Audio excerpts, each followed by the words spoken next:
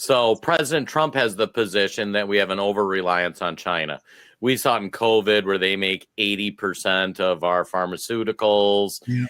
People don't realize 70% of the solar panels and wind farms that they're pushing on this Green New Deal comes from China. Like we're so dependent on China that it's ridiculous.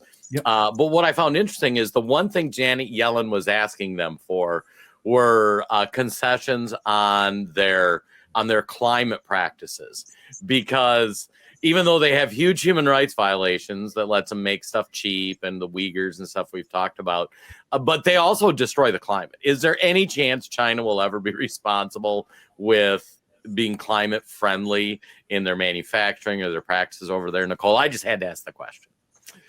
Well, because I was born and lived in China for the first part of my life.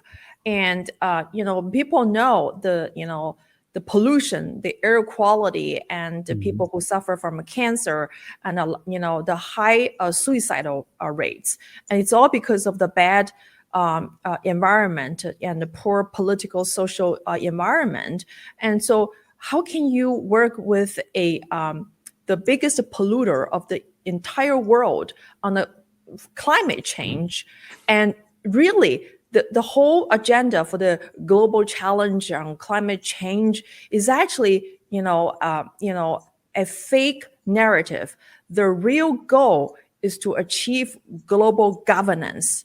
Boom. And they want to break down the country, break down citizenship, and they want to control the entire world under those universal, big agenda, like a climate change. So that's what it is. It's nothing about about